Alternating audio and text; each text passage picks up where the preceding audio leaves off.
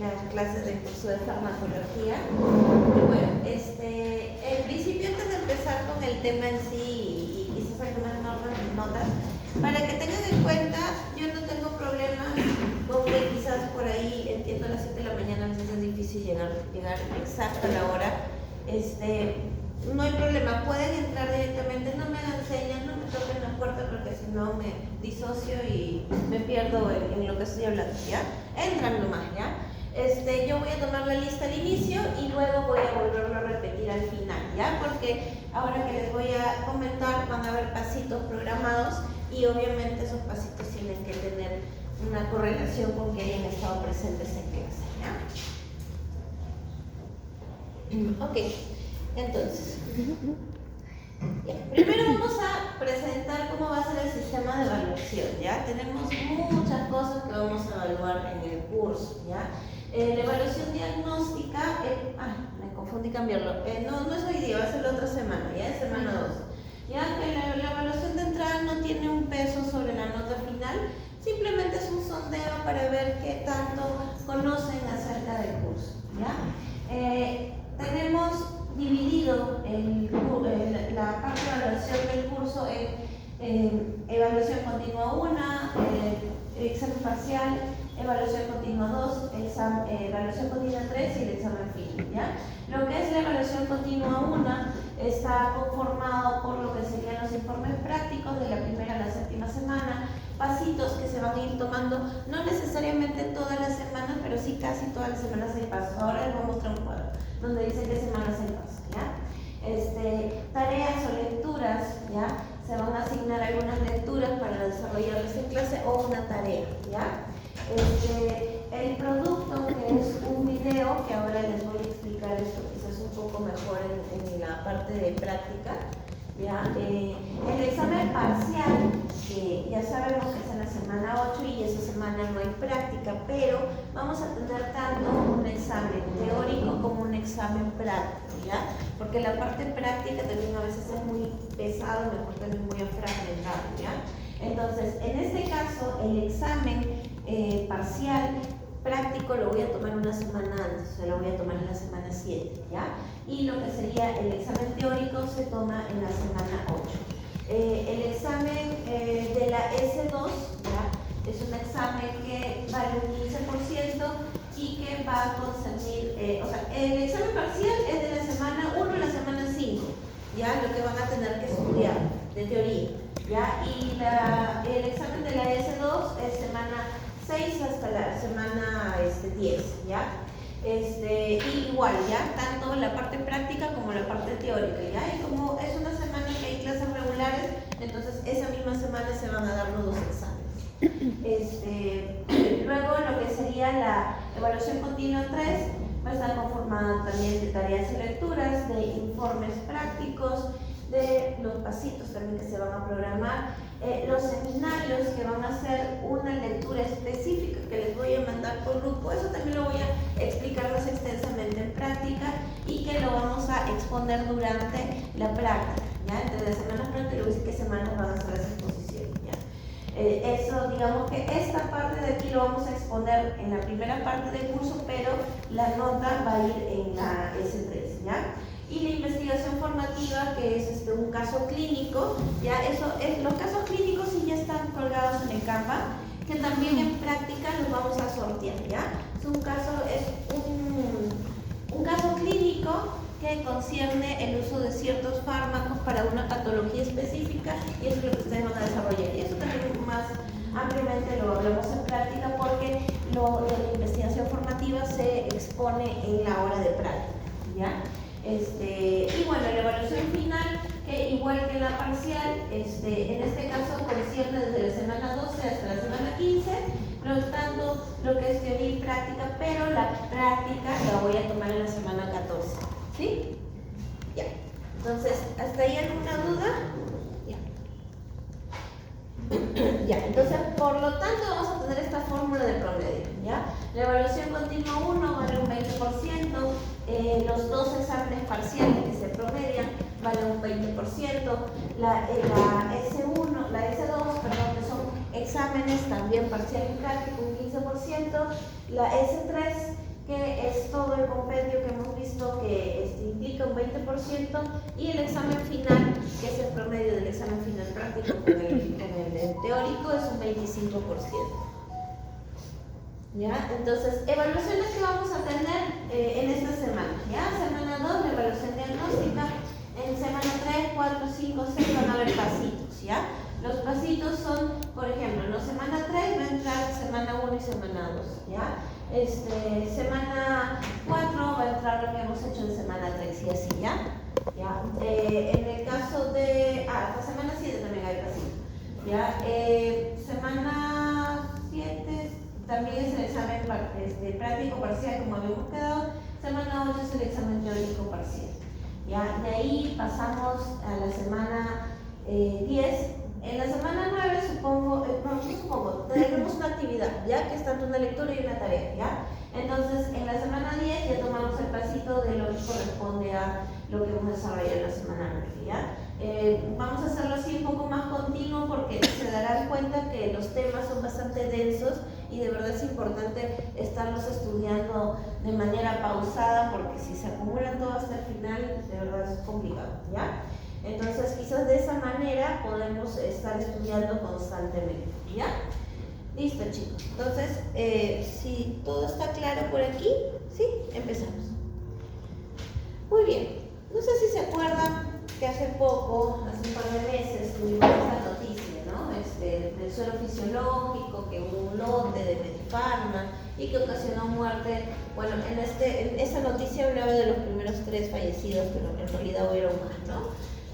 ¿Cuál era el asunto con este lote? ¿No? Aparentemente hubo un problema dentro de lo que era la mezcla adecuada de los dos insumos, ¿no? que contiene el cloruro de sodio y el suelo fisiológico, lo cual hizo que estuviera dividido dentro del mismo tonel diferentes concentraciones, ¿no?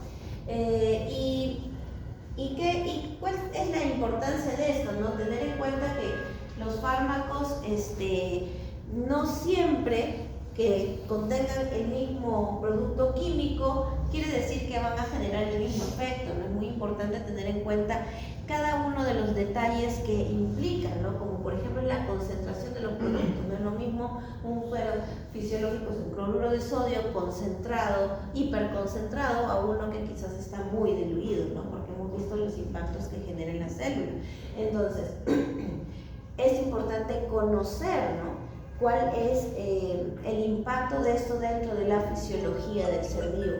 ¿Ya? Entonces, por lo mismo tener en cuenta que hay que también leer el rótulo. Entonces, hay muchas cosas que tenemos que tener en cuenta de por qué es importante saber, aprender, conocer, porque una pequeña situación que te hace no tener el conocimiento adecuado puede generar muertes, ¿ya? Entonces, es importante tener en cuenta ello, ¿ya? Muy bien, el resultado del aprendizaje es que al término de la sesión, el estudiante va a poder entender conceptos básicos y los principios acerca de la farmacología veterinaria, ¿ya? Así como comprender cómo actúan los fármacos en el individuo y la respuesta ante estos fármacos, ¿no? Entonces, un poco el contenido de la clase va a ser introducción, conceptos, variación del fármaco por especie, factores que determinan el transporte del fármaco, la farmacodinámica y receptores farmacológicos, ¿ya? Entonces, ¿cuál creen ustedes que es la utilidad de la farmacología en la medicina veterinaria? Tratar enfermedades. ¿Perdón? Tratar enfermedades. Ya, tratar enfermedades. ¿Qué más? Aliviar el dolor. Aliviar dolor, muy bien. ¿Qué más? ¿Para qué creen que sirve la farmacología veterinaria? ¿Solo en área médica o también pueden existir otras variantes? Vacunas. Vacunas, ya, preventivo, ¿no? Para ver lo que es medicina preventiva.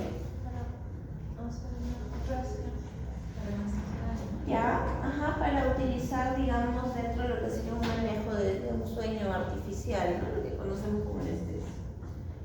Ya. ¿Conocen en qué parte se divide el estudio? O sea, ¿la farmacología es una sola cosa o tiene sus especialidades, ¿no? Sus subdivisiones? ¿Conocen algo acerca de ello? Ya, la farmacodinámica, la farmacocinética, ¿no? Digamos que son divisiones de la farmacología, ¿no? Lo cual implica que la farmacología es una ciencia bastante amplia y que tiene sus diferentes variaciones, de las cuales quizás no vamos a abarcar todas, pero al menos las que nos importan en medicina veterinaria, las que vamos a ver a continuación. Muy bien, entonces, ¿qué relación tiene el médico veterinario con la farmacología, no? Digamos que la situación más conocida, lo primero que se nos viene a la mente, ¿no? La aplicación de fármacos para tratamientos de enfermedades, ¿no? Que se puede dar en las diferentes especies, ¿no? Tenemos esta ventaja con nuestra carrera, que no solamente nos dedicamos a una sola especie, sino podemos escoger en qué área trabajar, y cada área según la especie también se trabaja de manera muy diferente, ¿no? No es lo mismo medicar un hámster que medicar una vaca o medicar a un pez, porque todas las especies animales tienen un protocolo tanto de medicación o de prevención, pero los medios en los que tú los suministras, las concentraciones que tú utilizas, el tipo de fármaco que utilizas es diferente, ¿ya? Entonces, ¿no? Por ejemplo, ¿no? En este caso, ¿no? La vía de administración que se utiliza para cada especie, ¿no? En el caso del conejo, ¿no? Quizás una vía más práctica es el uso de algún tipo de fármaco por inyectable, subcutáneo, ¿no? Aquí, por ejemplo, vemos una vaca, en este caso se va a hacer algún tipo de procedimiento quizás menor a nivel caudal, en la cual se está colocando una anestesia locorregional, ¿no? Para aliviar dolor, para hacer algún manejo. En este caso probablemente se está colocando una vacuna en ese gatito también de manera subcutánea. Acá tenemos una tortuga, ¿no? En las tortugas, una de las vías más prácticas para aplicar tratamientos es la vía intramuscular, que se aplica en los miembros anteriores. En el caso, por ejemplo, de un roedor, podemos usar también la vía oral o la vía intraperitoneal. Entonces hay diferentes formas para poder indicar o suministrar algún tipo de tratamiento, ¿no? También la importancia y la relación que tenemos con la farmacología veterinaria es el impacto que los fármacos pueden generar en la piel, ¿no?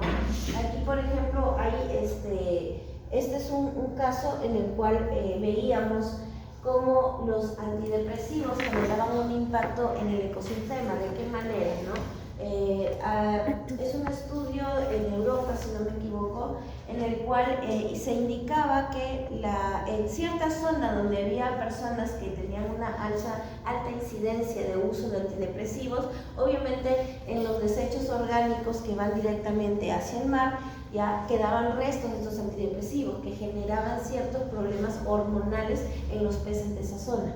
Entonces, ahí, por ejemplo, es una situación de estudio, ¿no? Porque este tipo de cambios hormonales que pueden generar en las especies que hay, en este caso, en los mares cercanos o en los ríos cercanos de esta zona, genera un impacto, en este caso, quizás con el consumo humano, ¿no? Si estamos hablando de especies que van para consumo humano, o si son especies que quizás tienen como función mantener un equilibrio en el ecosistema donde viven también, ¿no? O sea, sí, una importancia dentro de nuestra profesión poder también verificar qué efectos pueden generar algunos residuos de los fármacos, ¿no?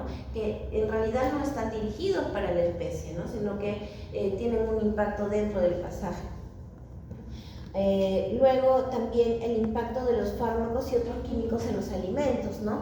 Se sabe que últimamente para lo que sería la repelencia de plagas hacia alimentos, ¿no? En este caso de cosechas, pueden también generar un impacto importante para con la vida humana, ¿no? O sea, es más, hay estudios últimos que quizás no salen mucho a la luz, pero se sabe, ¿no? Que el grado de toxicidad por estos tratamientos antiplagas, ¿no? Es bastante alto en los alimentos que consumimos ahora en diario, ¿no? Entonces, eso, por ejemplo, es una implicancia importante que también lo vemos los médicos veterinarios. Ya, como dice aquí, ¿no? Dentro de lo que es la agricultura, ¿no? Tener que ver el tema de los contaminantes. Por ejemplo, cuando utilizamos quizás algún tipo de fármaco en animales que son para producción, ¿no? un ejemplo, ¿no? Un vacuno que quizás tenga que hacerse algún tipo de tratamiento, tenemos que saber y indicar también el tiempo de reposo, de descanso que debe tener ese animal para que recién pueda pasar a servicio, quizás si es producción de leche también, ¿no? Para que pueda eliminar el fármaco y no generar un impacto para el consumo humano. Entonces es importante para esto saber la farmacodinámica, la farmacocinética de estos fármacos para tener en cuenta cuando ya este animal está apto luego del tratamiento para pasar a lo que sería consumo, ¿no? El control legal de fármacos, ¿no? Digamos, lamentablemente en países quizás latinoamericanos se ve un poco más esto, ¿no? La informalidad, ¿no? Hace que quizás los fármacos no se obtengan de manera legal, no haya una legislación adecuada para el uso de ciertos fármacos. Lamentablemente en veterinaria estamos muy limitados de manera legal a usar algunos fármacos, ¿no? Hay fármacos que nosotros utilizamos, por ejemplo, dentro de la anestesiología, que son de uso humano, pero realmente no tenemos un permiso legal para usarlos. ¿Ya? Entonces, de manera legal no podemos, por ejemplo, un ejemplo, ¿no? Si tenemos alguna situación en la cual tenemos que hacer un informe de fármacos que hemos usado para lo que es una cirugía en un caso de un juicio, que ahora hay bastante de esto, ¿no? Que, no sé, hay una negligencia, sospecha de negligencia y se tiene que hacer algún informe médico. Hay fármacos que usamos que no están mal, pero que no pueden ser declarados porque legalmente no tenemos el permiso, ¿ya? Y a esto le sumamos la informalidad quizás de utilizar fármacos que sabemos que tienen un tiempo de expiración, ¿ya? Y esto lo vamos justo hoy día a ver más ampliamente en práctica, y que la idea de tener un tiempo de expiración es saber que el fármaco va a tener una buena calidad de uso y que no va a generar efectos adversos o que no va a reducir su eficacia en ese tiempo, ¿ya? Pero no necesariamente quiere decir que no pueda funcionar después de esa fecha, pero no es lo ideal utilizarlo. Lamentablemente hay muchos lugares quizás informales que no trabajan de una manera muy adecuada, donde todavía lo siguen usando, ¿no? Y esto puede generar ciertos problemas con algunos pacientes, ¿no? Y eso también es parte de la carrera, poder fiscalizar este tipo de cosas, ¿no? Y es por ello, ¿no?, que también hay la tendencia de buscar, ¿no?, hacer una ley de farmacia en la cual también se deba emitir lo que es el uso de venta de los fármacos de una manera más controlada, ¿no? Porque sí, bueno, lamentablemente hasta en medicina humana, pues no es muy fácil ir a una farmacia y decirle al farmacéutico, véndeme una pastilla para el dolor de estómago, ¿no? Y bueno, esto obviamente se replica en veterinaria, ¿no? Pero lo ideal sería que también se manejara el uso de una receta para poder prescribir y dar algo, ¿no? Y bueno, ¿no?, como les decía, el manejo de farmacia a través de una receta, ¿no? O sea, una receta tiene que ser detallada, indicar el producto, las cantidades, porque, por ejemplo, por especies el impacto de los fármacos es muy diferente, ¿no? O sea, a mí quizás para modular algún tipo de dolor yo puedo tomar un paracetamol y evidentemente me va a generar una analgesia adecuada para la patología que tengo, para el síntoma que tengo.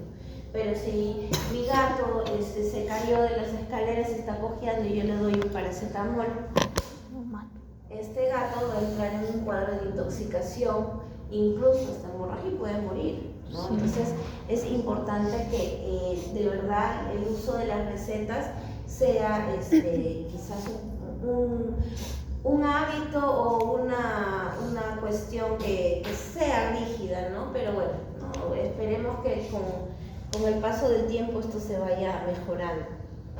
Bueno, ¿qué más podemos observar con referente al uso de los químicos en general, los fármacos en general, ¿no? Por ejemplo, el mal uso, ¿no? ¿El mal uso en qué sentido, no? Muchos fármacos que utilizamos como plaguicidas, ¿no?, están dirigidos principalmente para eliminar plagas, para lo que sería alimentos, cosechas, para la agricultura en sí.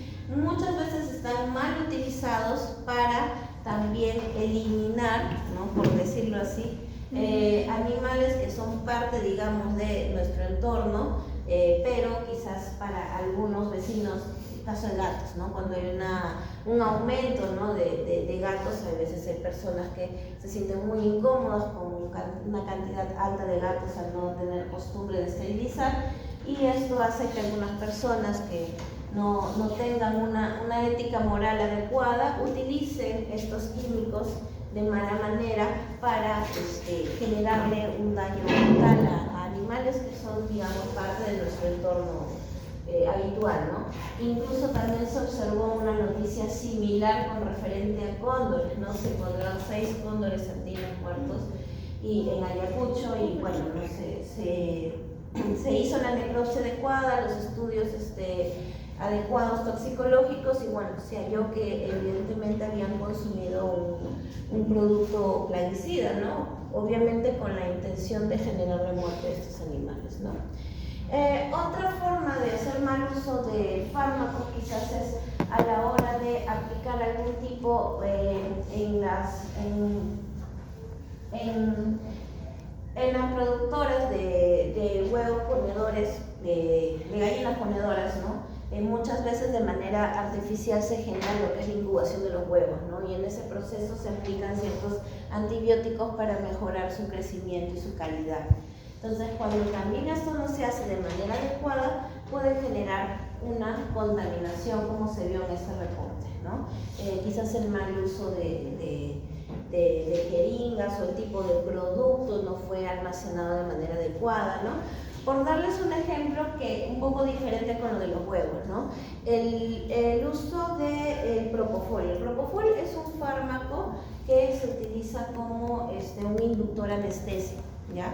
El propofol contiene dentro de sus excipientes proteínas de huevo, ¿no? Entonces, al tener como excipiente la proteína de huevo para generar un mejor pasaje de lo que sería el propofol, ya como medio de transporte, esto hace de que haya la predisposición de que si ingresa una bacteria al producto, pueda haber una más rápida replicación de las bacterias, ¿no? Entonces es un producto que se recomienda mantenerlo en temperaturas bajas para evitar justo esta replicación rápida de las bacterias, porque es altamente rica en proteínas que sirve como alimento de estas bacterias, entonces es potencialmente de fácil contaminación, ¿no? Entonces probablemente una situación así pudo haber pasado con alguno de los medicamentos que se utilizaban, ¿no? Para mejorar la calidad de la incubación de estos huevos, ¿no? Entonces, hasta esas cosas es importante saberlas, ¿no? Si el fármaco requiere un tipo de reserva especial dentro de lo que es temperatura por sus componentes, entonces es muy importante saber todo esto, ¿no? También, ¿no? Hay muchos casos en los cuales tenemos otro mal uso de los fármacos cuando hay quizás pseudos colegas, ¿no? Que practican la medicina veterinaria, quizás algunos siendo estudiantes o habiendo sido asistentes aprendieron de manera muy mecánica cómo hacer, por dar un paréntesis, ¿no? Hay incluso asistentes veterinarios que aprenden a operar, ¿ya? Pero como una cuestión mecánica, ¿no? O sea, no pueden llamarse cirujanos porque un cirujano tiene que saber exactamente la anatomía, la fisiología, el impacto que genera el hacer una incisión en tal sitio y esto y el otro. O sea, por algo estudiamos medicina veterinaria, ¿no? Pero lo ven a veces como una cuestión muy mecánica, ¿no? Corto acá, corto allá, no saben ni qué cortan, pero solamente se sabe que cortan derecho, izquierdo, ¿no? Entonces lo mismo sucede también con los fármacos, ¿no? Hay pseudo colegas que dicen, ya, siempre que está con dos carreras, yo le pongo dexametasona con levofloxacina, ¿no? Y me trae un cachorrito de 4 meses, yo con la levofloxacina con dexametasona, ¿no? Y no, o sea, la levofloxacina como efecto adverso en un cachorro menor de 8 meses puede generar un impacto sobre la línea de crecimiento ósea. Entonces es importante por eso saber, la intoxicación que puedes causar. No es lo mismo ponerle una dosis de metamizol sódico a un gato, a un perro, tú le pones menos una dosis de metamizol sódico de 25 miligramos por kilo. A un gato se le pone de 12 miligramos por kilo, de 10 miligramos por kilo. Entonces, si yo mecánicamente me aprendo, 25, viene el gato y le pongo 25, le genero una intoxicación. Entonces es importante, por eso, conocer incluso el impacto que genera en cada especie. Muy bien, ahora hablemos de conceptos. Ya, antes de continuar, les comento, eso me olvidé decirles al comienzo de la clase. Tenemos 4 horas de teoría, ¿ya? Lo cual hace que los temas son bastante densos, entonces vamos a hacer un break quizás en el medio, cuando yo vea que ya más de la mitad está cabeceando, hacemos un break, ¿ya? Igual dentro de esas 4 horas están algunas tareas asignadas, todo. La de hoy sí es más suavecita porque el primer día no dejo tarea, no hay lecturas, nada, ya. Para la siguiente sí ya utilizamos las 4 horas, ¿ya? Bueno, ahora sí continúo. Ya. Entonces, hablando de conceptos, ¿qué es la farmacología? ¿Ya? Es la ciencia que estudia las propiedades de los fármacos y todo lo que involucra la interacción con el organismo biológico, ¿ya?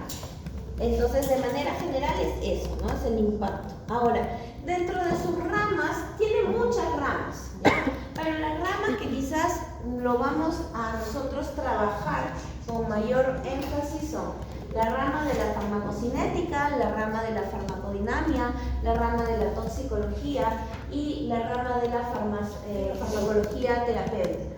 ¿Ya? En el caso de la farmacocinética, ¿en qué consiste? Consiste en el estudio de lo que el organismo le hace al fármaco. En el caso de la farmacodinamia es lo contrario, o sea, lo que estudia lo que el fármaco le hace al organismo. ¿Ya? Entonces, ambos conceptos o ambas ramas están muy unidas, ¿no? Entonces, es importante entender, ¿no? Las dos juntas. La farmacología tóxica habla de los efectos nocivos del fármaco. ¿Un fármaco se puede usar de manera terapéutica? Sí, pero ese fármaco también puede ser un tóxico también, ¿ya? Entonces, eso también es importante ver esa línea delgada que existe dentro de un mismo producto. Así como vimos lo del cloruro de sodio, ¿no? La farmacología terapéutica estudia la aplicación de los fármacos en la cura o el tratamiento o la prevención de alguna enfermedad, ¿no? Acá en la terapéutica incluso ingresa lo que es el uso de antiparasitarios, el uso de los antipulgas, el uso de las vacunas. Muy bien, entonces, empezamos por lo básico. ¿Qué usamos en farmacología? Fármacos, que también se les conoce como drogas, ¿no? Entonces, ¿qué es el fármaco droga? Es la sustancia natural o sintética que es capaz de desencadenar algún proceso biológico en el organismo vivo, ¿ya?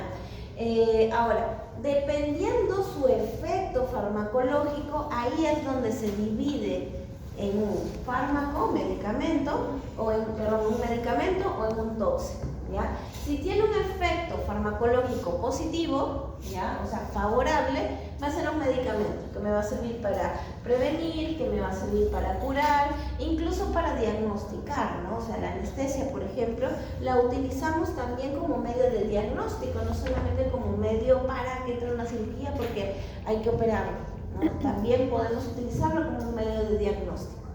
En el caso de los tóxicos, es cuando tenemos un efecto farmacológico desfavorable, o sea, genera una acción biológica desfavorable para el ser vivo, ¿no? En el cual vamos a ver intoxicaciones, daños ambientales, ¿no? Como por ejemplo que vimos, ¿no? Esa contaminación que hay en las aguas donde viven ciertas especies y, bueno, reacciones adversas, ¿no? Que también se puede dar, ¿no? En algunos pacientes. ¿Cuál es el camino que sigue el fármaco, ya, dentro del animal, ¿no?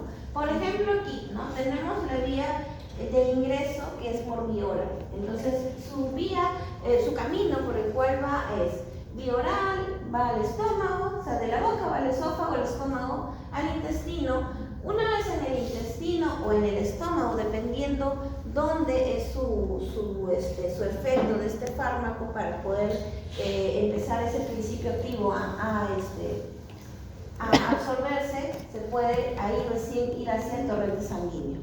Va dirigido hacia el órgano blanco, que es hacia el órgano al cual va a actuar principalmente, a generar el efecto.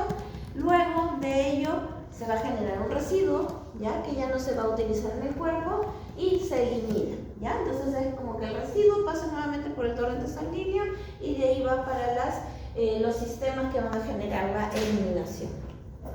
Entonces, la farmacocinética. ¿Qué es la farmacocinética? Es el estudio del comportamiento de la evolución temporal del fármaco desde su administración hasta su eliminación, ¿ya? Es decir, es lo que le ocurre al fármaco dentro de su trayectoria en el organismo.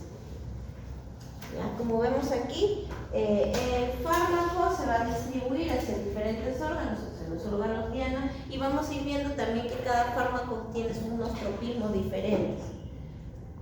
Entonces, ¿cuáles son los procesos farmacocinéticos, ¿no? El conocido LAD, ¿no? Que se da en lo que vendría a ser primero la liberación o administración y luego pasa lo que es la absorción, la distribución, el metabolismo y la excreción.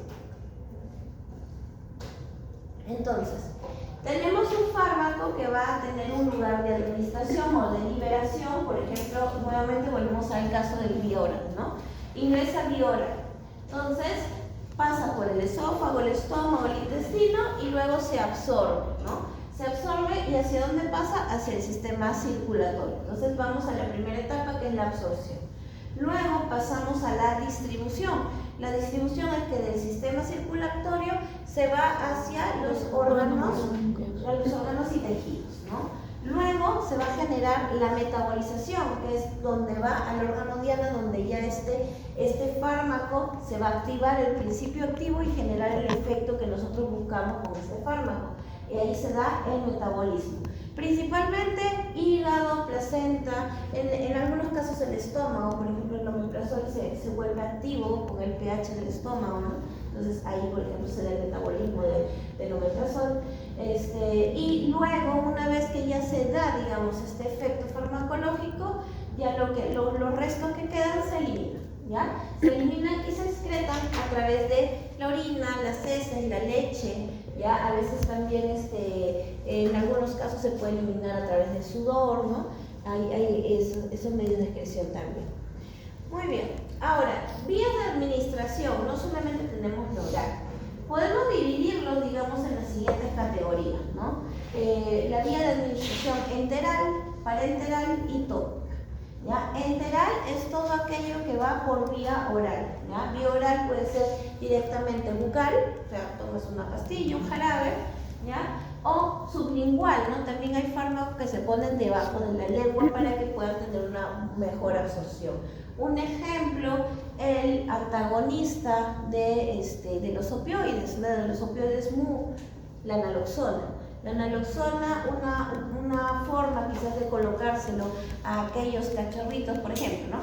Yo hago una cesárea y quizás me pasé de opioides, ¿ya? Y el paciente, el bebito, está demasiado dormido, ¿no? Si yo soy consciente que he utilizado opioides, quizás no de manera regulada, y el paciente está muy aletargado, puedo utilizar una gotita sublingual de naloxona debajo, de manera sublingual en el cachorrito para activarlo. Ya es una manera, por ejemplo, de suministrar un fármaco, ¿no? Por dar un ejemplo. Bueno, luego, ya, como les decía, ¿no? Enteral es utilizar el tracto intestinal como vía de ingreso del fármaco en el animal, ¿ya? La vía parenteral es cuando el fármaco es introducido de manera cercana o directamente por la vía venosa, ¿ya? O sea, incluso, ¿no? Cuando hablamos de ya directamente la vía intravenosa, ya nos olvidamos de la etapa de administración. De frente ya nos vamos a distribución, ¿no? a la administración en sí. Ya tenemos la vía intravenosa, la vía intramuscular, la vía subcutánea, ¿ya? Luego tenemos la vía tópica. Acá tenemos infinidad de variantes, ¿no? Es el paso del fármaco que atraviesa la piel y las mucosas y luego llega a la distribución sanguínea, ¿no? Acá tenemos, por ejemplo, la vía subcutánea, la vía subdérmica, ¿no? Por ejemplo, ponemos un ungüento, una crema, la vía rectal, ¿no? El uso de supositorios, que no es tan común, pero lo hay. Incluso fármacos que se pueden aplicar vía rectal, ¿no? Si tenemos un paciente convulsivo y quizás no logramos verle una vía o que es agresivo o que no buscamos una vía quizás de absorción más rápida, ya podemos utilizar un tranquilizante hasta vía rectal, ¿no? Entonces es una alternativa más rápida incluso que ponérsela subcutánea, ¿ya? La vía oftálmica, ¿no? Cuando hay úlceras corneales, la vía nasal, ¿no? Directamente sí tenemos algún tipo de búsqueda de un descongestionante local, ¿no? Podemos utilizar la vía nasal. La vía óptica, ¿no? Problemas de otitis, ¿no? Siempre es preferible los problemas dermatológicos tratarlos inicialmente de manera tópica y luego, dependiendo del cuadro, ya se puede aplicar algún tratamiento sistémico, ¿ya? Entonces aquí podemos ver algunos ejemplos, ¿no? Vía oral, vía rectal, ¿no? Presentaciones farmacéuticas, por ejemplo, en ambas vías pueden ser en polvo, en tabletas, en polos, en suspensión, en emulsión, en jarabes, supositorios, ¿no? La vía cutánea, ¿no? Podemos ver lo que son pastas, ungüentos, también polvos, lociones, ¿no? Hay algunos antiparasitarios externos que vienen en polvo, que en animales menores no son muy comunes, pero sí en especies mayores. Intravenosa, intramuscular subcutánea, ¿ya? Quizás algunas que no son tan usadas, pero también podemos considerarla dentro de la vía parenteral, la vía intradérmica, ¿ya? Que es entre las capas de la piel, la vía intramamaria, ¿ya? Que por ejemplo se puede utilizar para hacer un bloqueo local en el caso de hacer algún curetaje en la ubre, ¿ya? Y bueno, las vías que son especializadas para usos más específicos, la vía epidural, que lo utilizamos como anestesia locorregional y también sumarle lo que sería el manejo analgésico de manera local, la vía intraperitoneal, ¿ya? Que es una vía que es bastante usada en especies en roedores pequeños, ¿ya?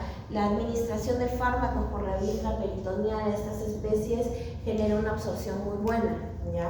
Buscarle la vía intravenosa a un ratón es sumamente difícil. Existen catéteres bien chiquitos, ¿ya? O sea, no de manera comercial, obviamente los que trabajan en el área pueden conseguirlo, pero es sumamente complicado, ¿no? A ver, agarra, jala el brazo al ratón, pone la vía, o sea, más práctico y tiene el mismo grado de absorción rápida la vía intraperitoneal, por ejemplo, ¿ya? Incluso para poner fluidos, no es muy común, pero si no tienes alternativa, ¿dónde más ponerle una vía a un cachorro que está totalmente caquético? La vía de intraperitoneal también nos puede ayudar como absorción de fluidos para que luego se le pueda ver algún catéter, ¿no? Entonces también es una vía no muy común, pero es una vía de administración también usada. Y se dice especializada porque tienes que saber de anatomía para ver el punto exacto donde vas a ingresar la aguja. Ahora, ventajas es que el cuerpo es sabio. Tú ingresas una aguja por vía intraperitoneal, lo haces de manera suave, o sea, no de manera rápida, sino lento, y el cuerpo mismo, al sentir un agente extraño, las vísceras empiezan a moverse.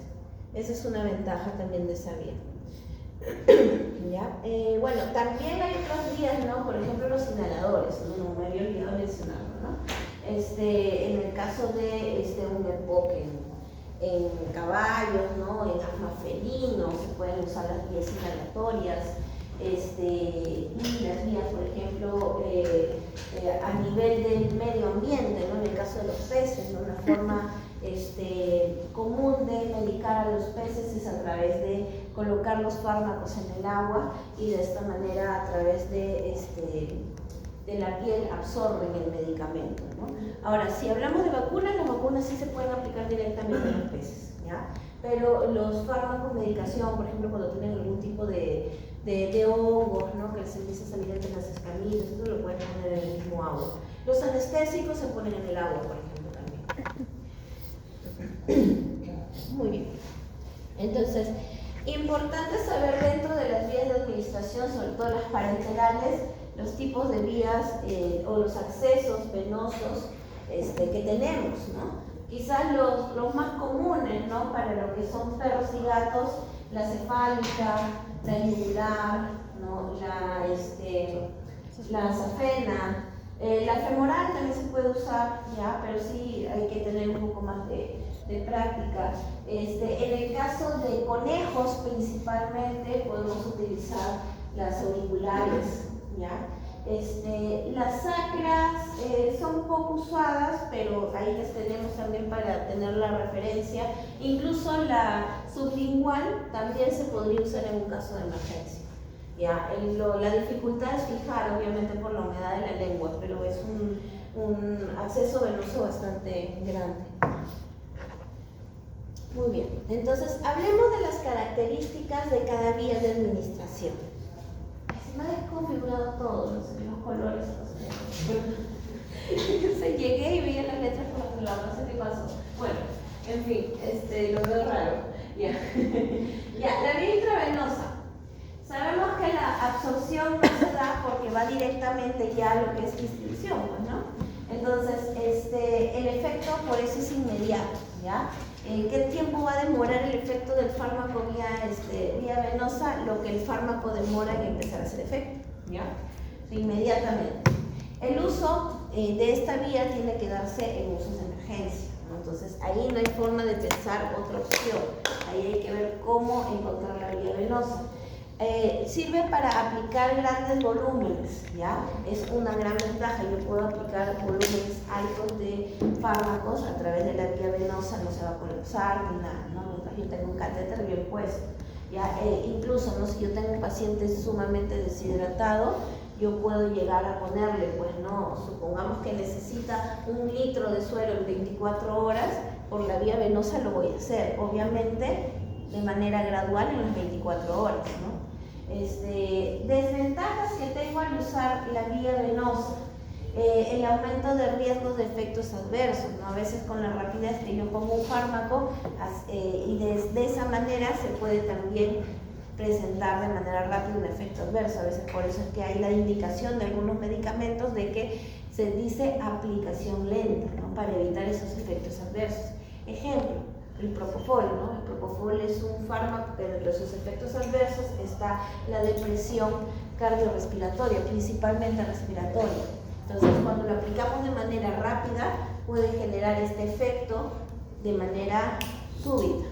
¿Y qué pasa? Hasta un paciente por un mal manejo se puede morir con el fármaco. O sea, el propofol es muy seguro porque tiene un tiempo de acción corto, ¿ya? Pero si lo aplicamos de manera rápida puede generar este bajón de golpe y el paciente puede entrar en paro, ¿ya? O en una apnea y quizás no actuamos bien a tiempo.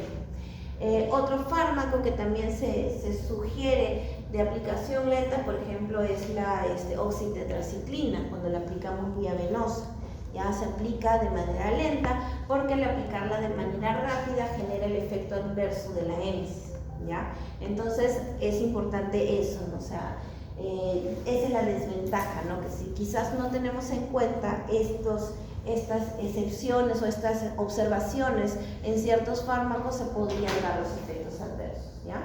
Entonces, bueno, inyectar de manera lenta, ¿no? Para evitar esos efectos adversos. No adecuado para soluciones oleosas o insolubles, ¿no? Entonces, por ejemplo, una amoxicilina o una penicilina con streptomicina, ¿no? ¿Cómo es? Es oleoso. Si yo lo pongo a la vena, ¿qué hay en la vena? Ahí, sangre. ¿La sangre cómo es? Líquida. Entonces, oleoso con líquido, ¿qué pasa? Claro, no se van a poder mezclar. Si yo lo pongo subcutáneo o intramuscular, ahí, ¿qué tengo de más? Tengo grasa. Entonces es más lipofílico, ¿no? La estructura muscular, la estructura subcutánea. Entonces la absorción se va a hacer más rápida y ya va, digamos, a absorber lo que sí puede pasar de manera en el torrente sanguíneo. O sea, es como que le va a quitar todo lo oleoso y se va a llevar la parte más hidrofílica hacia la sangre. Por eso que esos fármacos que son oleosos tienen que ir en esas zonas para que pase ese proceso y pueda pasar la cantidad que es más líquida hacia la sangre y pueda llegar a transportarse. Por eso que, por ejemplo, los fármacos que son más oleosos, más densos, si se aplica por vía intramuscular o vía subcutánea o otra vía que no sea directamente la intravenosa, se aplican en cantidades mayores que si lo aplicaras directamente intravenosa, porque no va a entrar todo el fármaco en la sangre, ¿sí? Ya. Ahora, la vía subcutánea, de absorción rápida y de preferencia se sugiere el uso de las soluciones acuosas, ¿ya? El uso es mediante solubles y los fármacos de depósito también se pueden aplicar por vía subcutánea, ¿no? Por ejemplo, hay transinolonas que se utilizan como depósito y que tienen un efecto hasta de 3 semanas, ¿no? El convenio, por ejemplo, que es un antibiótico, una cefalosporina, que también es de depósito y tiene una duración como de 2 semanas a 3 semanas. Entonces también se aplica vía subcutánea, ahí me va a dar la ventaja de efecto de depósito. Desventajas, ¿no? Que no se pueden aplicar grandes volúmenes, ¿no? Ejemplo, yo tengo un gato o un conejo, ¿no? A veces los conejos se estresan en vías de internamiento, ¿ya? Bueno, esto se los comento porque comentándoles adicionalmente fuera de lo del curso, yo también me dedico a lo que es medicina de animales no convencionales, ¿ya? Entonces, cuando hacemos un tratamiento en un conejo que quizás tiene sospecha de impactación, ¿ya? ¿Qué es lo que buscamos? Buscamos que se hidrate un poco más para que también el contenido que esté impactado pueda hidratarse y quizá empezar a tener un pasaje, ¿ya? O sea, ese es un poco el principio de por qué hidratamos. Pero el tener a un conejo en hidratación como a un perro no es tan factible, debes tener condiciones especiales para hacer ello. Entonces, a veces es mejor decirle al conejito que haga su tratamiento de manera ambulatoria, porque quizás por estrés más se muere en la veterinaria que en su casa. Entonces, una manera de, por ejemplo, hacer una hidratación es hacerlo vía subcutánea, ¿ya? Pero yo puedo, como es una cavidad, por decirlo así, que yo puedo generar un depósito, entonces yo puedo suministrar como 4 horas de fluidoterapia en la piel, pero yo no le puedo poner las 4 horas o las 24 horas de fluidoterapia en la piel, porque si no, como tiene absorción, si bien es medianamente rápida, igual queda como un depósito. Imagínate, pues si necesita medio litro de suero a un conejo de 2 kilos, ¿dónde va a entrar todo el suero? Va a tener como que bolsas en toda la piel, entonces obviamente eso también le va a generar esa incomodidad, ¿no? Pero podemos, por ejemplo, cada 4 horas, cada 6 horas irle suministrando suero subcutáneo, ¿no? Es una forma, digamos, de aplicarlo, ¿ya? Pero no puedo yo aplicar 24 horas ahí, como si yo lo puedo hacer vía venosa, pero de manera gradual, ¿ya? Sustancias irritantes que causan dolor y necrosis, ya también debo omitirlas, ¿no? Y para eso debo conocer qué fármacos me generan este tipo de efectos, ¿no? Necrosis, por ejemplo, me puede causar la dextrosa. La dextrosa cuando yo lo aplico de manera subcutánea, ¿ya? Entonces, tener mucho cuidado al poner un catéter venoso donde yo tengo un paciente que aplicarle dextrosa y que quizás esté mal aplicado, ¿ya? A veces hay efectos en los cuales esa extravasación puede generar la lisis celular y la necrosis, ¿ya? También depende mucho de la concentración de glucosa que tenga esa dextrosa. Ahora, en el caso intramuscular es de absorción más lenta, ¿ya? También se pueden aplicar soluciones de depósito, ¿no? Aquí es donde utilizamos los fármacos que son más oleosos, ¿no? Vía intramuscular, ¿ya? Uso de volúmenes moderados, ¿ya? Soluciones oleosas. Se pueden utilizar acá también fármacos irritantes, ¿no? La irritación que se va a sentir no va a ser tan intensa como la que sí se siente vía subcutánea y vía intravenosa, ni qué decir. Desventajas, ¿no? Que puede haber un error de aplicación intravenosa. O sea, si yo no conozco la anatomía, puedo decir aquí está el músculo y quizás hay un vaso sanguíneo y lo coloco, ¿ya? También puedo tener ciertos errores de aplicación con alguna inervación, sobre todo cuando uso, por ejemplo, los músculos supramembranosos, inframembranosos, ¿no? Por el centro pasa la ciática, un poco más metido, pero igual, ¿no? Si yo quizás no tengo mucha experiencia o muy buena ubicación anatómica de dónde se encuentra cada cosa, podría cometer un error, ¿ya? Dolor y necrosis en zonas aplicadas, ¿no? Hay fármacos que a veces te dicen, ¿no? De administración muscular profunda, ¿no? Porque si lo aplicas en el músculo de manera superficial sí puede generar dolor y necrosis. Ejemplo, la oxitetraciclina, ¿ya? La oxitetraciclina, por el grado de irritación y de dolor que genera, incluso puede generar necrosis en los tejidos, se recomienda aplicarlo vía intravenosa, ¿no? Eso en el caso de especies menores, ¿no?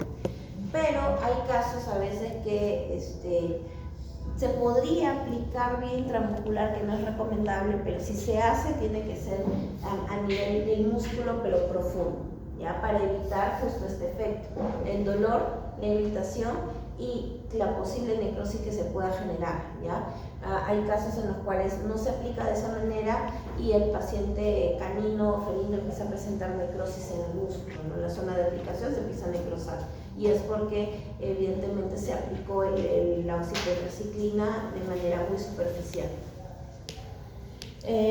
Por vía oral tenemos, va a depender de varios factores la absorción, ¿ya? Porque hay algunos fármacos que, por ejemplo, necesitan ciertas condiciones de mezcla con algún alimento, ¿no? Para tener un mejor pasaje, una mejor absorción, ¿no? Por ejemplo, la vitamina K tiene como un requisito que sea suministrado junto con alimentos oleosos para que tenga una mejor absorción, ¿no? Entonces depende de eso, ¿no? También depende del pH, quizás para activar algún principio activo de algún fármaco, ¿no? Entonces digamos que de eso va a depender mucho, ¿no? ¿Ya? O algunos entran con otro excipiente que los ayuda a entrar y ya adentro se separan y ya se vuelve en el principio activo, o sea, lo que llamamos profármaco, y luego se convierte ya en el fármaco. Ventajas, ¿no? Que se puede utilizar, que es económico, ¿ya? Y generalmente seguro, ¿no? Tienes que quizás darle dosis de intoxicación para generar un efecto adverso, o sea, pero mientras se sigan las pautas de un médico veterinario, o sea, la administración es segura, ¿no? O sea, no es que vas a equivocarte al darte vía oral, ¿no? O sea, no hay forma, es bastante segura, ¿ya? Y bueno, como desventaja, absorción deficiente e incompleta, ¿no? A veces pasa que el paciente o lo vomita o empieza a generar cialorrea y no consume quizás la cantidad que esperamos que el paciente ingrese en el paciente para generar el efecto biológico, ¿no? A través de este fármaco. La vía pulmonar, que es la vía por inhalación, ¿ya? Es de uso rápido. En enfermedades pulmonares, nebulizaciones, es muy importante, o es mejor utilizarlos. Y lo que se aplica en veterinaria es el uso de la aerocámara, ¿no? Quizás en humanos, en adultos, ¿no? El uso de los inhaladores es directamente oral, ¿no? Pero a los niños, a los adultos mayores se les recomienda las aerocámaras para que puedan tener una mejor aplicación del producto, ¿no? Igual lo hacemos en animalitos, porque obviamente no le vamos a decir aspira y cuenta 10 segundos, porque no lo vamos a hacer. Es más, hasta se resisten, ¿no? Incluso, ¿no? Hay mascotas a las cuales tú les puedes suministrar algún medicamento vía pulmonar, pero colocándolos en un espacio cerrado, ¿no? Un ejemplo, ¿no? Es un poco difícil a una rata o un roedor ponerle una aerocámara y tenerlo ahí. Entonces lo pones en una cajita, lo conectas y le pones ahí el fármaco, ¿no? Para que inhale unos minutos con el oxígeno y listo, ahí lo suministras. O un gato con asma, ¿no? Hay gatos que son muy difíciles de manejar y esa es la forma de nebulizar estos gatos, es poniéndolo en una caja y le pones el nebulizador dentro, lo aspira todo y ya, de ahí lo sueltas. ¿Ya? Desventajas, bueno, no se pueden utilizar sustancias que sean irritantes, ¿ya? Concentraciones altas en plasma. Otra cosa es que la idea de utilizar la vía pulmonar es que, por ejemplo, ¿qué es lo que me va a ayudar a generar una broncodilatación? ¿No? Tengo un paciente asmático que como condición tiene el efecto de broncoconstricción, o sea, el bronquio se se contrae, ¿ya? Entonces yo busco broncodilatarlo, o sea, yo necesito que el músculo se relaje y se dilate el bronquio. ¿Cuál es el principio, el fármaco que me va a ayudar con ello? Todos aquellos que sean beta 2 bloqueante, ¿ya? Entonces, si yo aplico un beta 2 bloqueante vía intravenosa, lo primero que voy a presentar, porque aparte de generar la vasodilatación, es generarme un aumento de la frecuencia cardíaca, ¿ya? Y voy a tener un paciente con taquicardia. Y lo que yo pongo vía intravenosa para que me genere el efecto vasodilatador a las vías pulmonares tiene que ser una dosis alta. Entonces, ¿voy a tener riesgo de un paciente con taquicardia? Sí. Pero si lo aplico directamente por la vía pulmonar, voy a utilizar menos dosis porque va a ir directamente al pulmón, o sea, directamente va a actuar sobre el efecto broncodilatador y no me va a generar, porque si bien por vía pulmonar va a haber una pequeña fracción que también va a pasar por vía sanguínea, pero va a ser pequeña, entonces no me va a generar el efecto de taquicardia, ¿ya? Entonces, por ese motivo, este tipo de fármacos se sugiere mejor aplicarlos por vía directa pulmonar.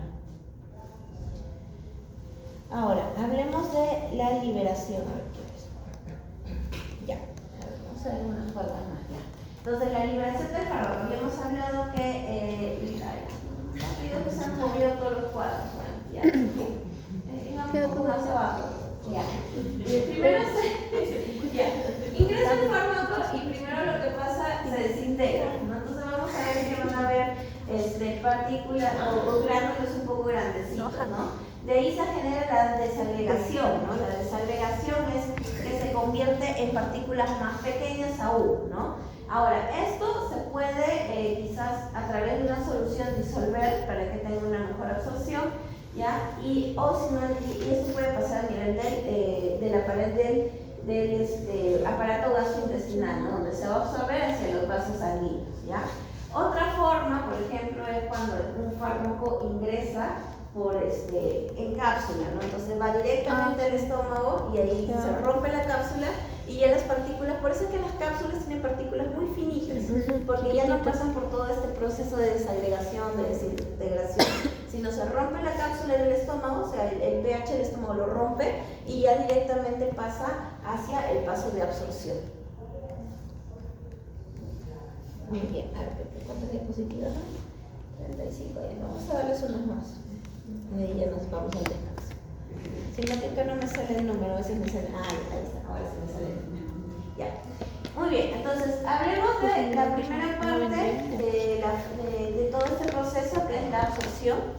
¿Ya? Es el conjunto de procesos por el cual el fármaco pasa de un lugar de liberación al torrente sanguíneo. ¿Ya? Entonces, ¿qué es lo que buscamos? ¿Qué se va a presentar en esa zona? Va a haber una alta liposolubilidad, las formulaciones se van a dar mayormente de forma líquida y el área de absorción tiene que ser amplia. Entonces, por ejemplo, ¿no? Ingreso aquí, coloco algún tipo de fármaco, ya sea de manera transdérmica, subcutánea, intramuscular, ¿no? O administración oral. Entonces va a transgredir lo que es el lumen intestinal, ¿ya? Y aquí podemos ver, ¿no? O sea, el epitelio es la administración oral, ¿no? Entonces va a pasar hacia lo que sería el fluido del intersticio, que es un espacio intermedio, ¿ya? Que ese espacio intermedio también se considera lo que es el subcutáneo y el intramuscular, ¿no? Porque ya no tiene que transgredir quizás muchas capas, ¿no? Como si por la vía oral, por eso es que la vía oral demora más en hacer efecto, porque tiene que pasar más procesos, desde la desintegración del producto que tú estás dando al paciente para que ingrese, entonces ya es un paso más, por decirlo así. Ya luego cuando ya se desagrega y se vuelven partículas chiquitas es cuando ya se viene a este paso, ¿no? Lo que sería el fluido intersticial, ya que ahí también vemos lo que es subcutáneo intramuscular. Y ya luego cuando se absorbe, ¿ya? Por la vía el torrente sanguíneo, en este caso si es vía oral, se absorbe ya por el estómago o el intestino, ¿ya? En este caso si es subcutáneo intramuscular, ya entró hacia el torrente sanguíneo, ya ahí es donde ya empieza a hacer el efecto, ¿no? Y todo esto, ¿quién se lo saltó? la administración intravenosa, ¿ya? Entonces, un poco para tener en cuenta qué tanto nos demora cada efecto, ¿no? Entonces, sabemos que va a demorar más en hacer efecto es la vía oral. De ahí sigue el subcutáneo intramuscular y la que va a hacer efecto más rápido siempre es la vía intravenosa. ¿Ya? Básicamente por esto, ¿no? Por el tipo de barreras que va a transgredir hasta llegar al torrente sanguíneo. ¿Ya? Entonces, el mecanismo de transporte. ¿Ya? Para poder transportar un fármaco, cualquiera que fuese, vamos a necesitar dos tipos de, van a existir dos tipos de mecanismos, el transporte activo y el transporte pasivo. ¿Ya? El transporte pasivo, a su vez, va a estar dividido en dos formas, ¿no? Difusión simple y difusión facilitada. Difusión simple, simplemente que por gradiente de presión pasa de un lado a otro. ¿Ya? Por difusión facilitada, porque va a haber algún tipo de proteína que me va a facilitar el transporte de un lado al otro. ¿Ya? En el transporte activo también voy a tener el uso de alguna proteína. A esto también pueden haber algunos receptores especiales o alguna condición adicional que me va a activar a esta proteína que lo transporte. Ahora, otro detalle importante es el grado de liposolubilidad, ¿ya? Tener en cuenta que los fármacos que son lipofílicos se consideran no polares, ¿ya? Y son menos solubles en medios acuosos, ¿ya? Estos son, por ejemplo, los medicamentos que son oleosos, ¿no? Ahora, los fármacos hidrofílicos que se consideran polares son más solubles en medios acuosos, lo cual hace que utilicemos fármacos, por ejemplo, vía intravenosa, ¿no? Que son los que son más líquidos, ¿ya? Entonces, los fármacos lipofílicos van a ser más permeables en membranas y los hidrofílicos van a ser menos permeables en membranas, ¿no? Por eso es que los lipofílicos se colocan en las membranas que sí son más hidrofílicas, músculo, subcutáneo, ¿ya? Aunque también en el subcutáneo digamos que es como un limbo, no es tan denso, entonces no es tan lipofílico, entonces también por eso podemos aplicar ahí algunas soluciones acuosas, ¿ya? En cambio la sangre sí, para poder tener una mejor absorción se coloca una solución líquida, ¿no? Hidrofílica. Ahora, movimiento del fármaco, ¿no? Lipofílico versus hidrofílico. La molécula lipofílica, o sea, la no ionizada, la apolar, tiene mayor difusión a través de la biocapa de fosfolípidos.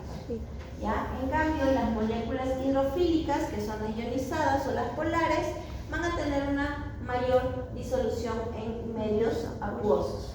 ¿Ya? Entonces, digamos que es el principio, es el concepto principal por el cual se divide por qué tal fármaco se administra por tal vía de administración, ¿no? Ese es el motivo. Ahora, la velocidad del efecto, ¿no? Es importante según como decíamos, su tipo de solución, ¿no? Ejemplo, ¿no? El benzodiazepínico, el midazolam, ¿ya? Más el diazepam incluso que el midazolam, ¿ya? Son soluciones medianamente acuosas, medianamente ¿oleosos? Sí, oleosos, ¿ya? Entonces, yo el diazepam, ¿ya? Si lo aplico vía, y es irritante.